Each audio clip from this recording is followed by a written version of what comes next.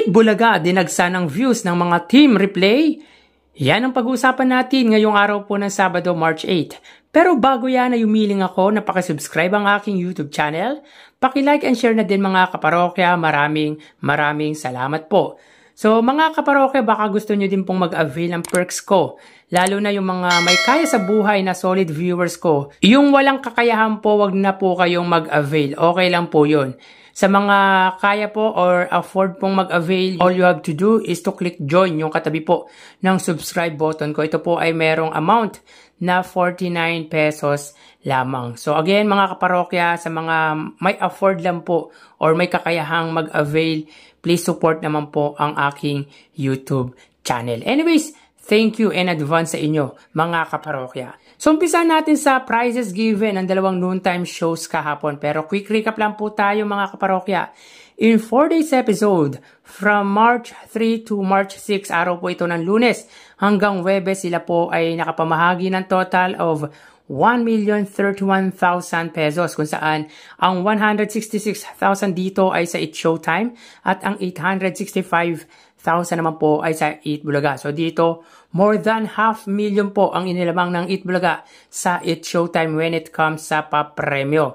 So punta tayo sa araw ng Biyernes. Kahapong episode po ito mga kaparokya. So dito ang Eat Showtime po ay may 33,000 pesos at ang Eat Bulaga naman po ay may 215,000 pesos. Sa 33,000 na ibinahagi po ng Eat Showtime, 15,000 dito ay sa Ansabi segment, 16,000 sa Quiz B, 2,000 sa Cinemoto at Bokya na naman po sa Hide and Sing. Samantala sa Eat Bulaga naman po, 40,000 sa Pera Fee segment, 30,000 sa Forinoy, 75,000 sa Sugod Bahay, 55,000 sa Gimme 5 at 15,000 naman po sa The Clone. So sila po ay may combined prizes na 248,000 pesos, meaning in 5 days episode from Monday to Friday, sila po ay may total na 1,281,000 pesos. 199,000 po dito ay sa Eat Showtime at ang 1,080,000 naman po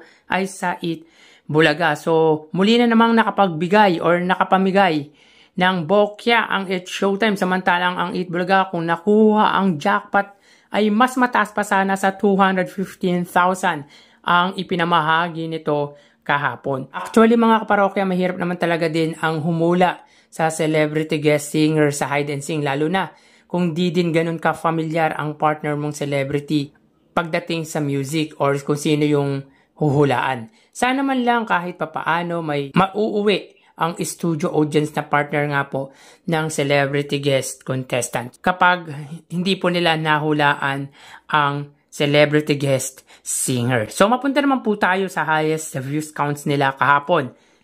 So dito ang Eat Showtime ay may 81,000 views at ang Eat Bulaga naman po ay 133,000 views. So dito makikita natin na malaki ang nabawas sa viewership ng Eat Showtime from 112,000 last Monday. At nabawasan din naman ng bahagya ang Eat Bulaga from highest views ever nito na 142,000 nitong Lunes. Pero mataas pa din po ito mga kaparokya, unlike sa Eat Showtime na medyo malayo ang pagitan ng highest views nila kahapon. 51,000 ang pagitan. Anyways, nakuha ng Eat Showtime ang highest views nila sa oras na 1:26 PM sa segment na Cinemoto, samantalang ang Eat Bulaga naman ay sa Gimme 5. Sa ganap naman po yan na 2:03 PM. Samantala, pagdating naman po sa team replay views counts ay dinagsa naman po ang Eat Bulaga or yung main YouTube channel ng Eat Bulaga.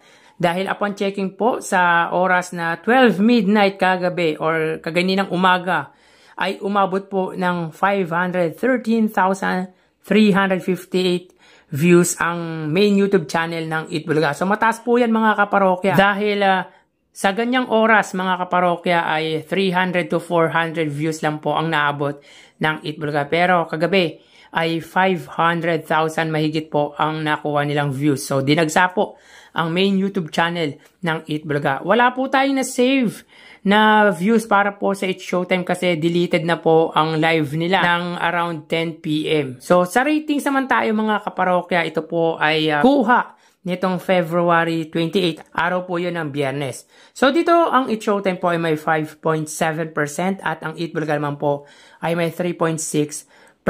So dito ay 2.1% ang pagitan nila. But take a look at the difference po mga kaparokya ng main TV network. That is only 1.4%.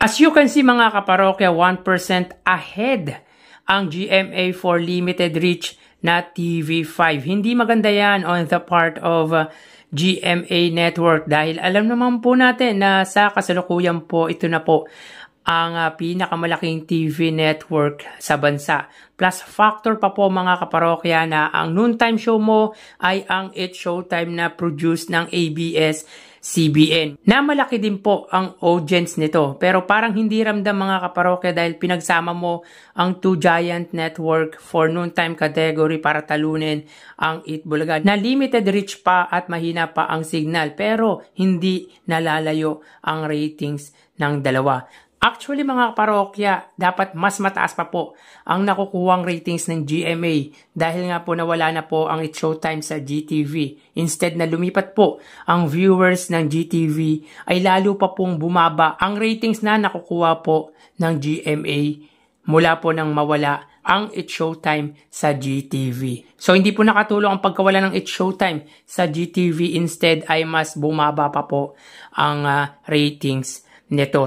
So, anyari sa GMA at Eat Showtime? Bakit di maabot ang average ratings na 7%?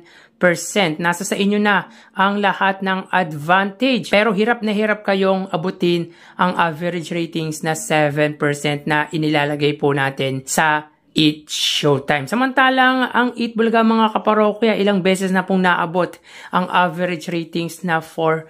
Partida pa yan mga kaparokya, supposed to be 7.3% ang ratings ng Eat Showtime. Dahil pag tinotal po ang average ratings ng tatlong TV stations ng Eat Showtime sa ngayon ay lalabas ay 7.3% dahil ang GMA ay may 6%, ang A to Z ay may 1% at ang Kapamilya Channel ay may 0.3%. Pero ginawa po nating 7%. Ang Eat Bulaga po mga kaparokya, dapat po ay 3.8% lang po yan dahil ang TV5 ay 3.5% ang TV ratings average at ang RPTV ay 0.3% pero ginawa po natin 4%. So malaking advantage na po ang ginawa natin para sa Eat Showtime against sa Eat Bulaga. So anyari sa ratings po ng GMA at ng Eat Showtime. So hanggang dito na lang po tayo mga parokya. Magsiingat po tayo. Thank you and God bless.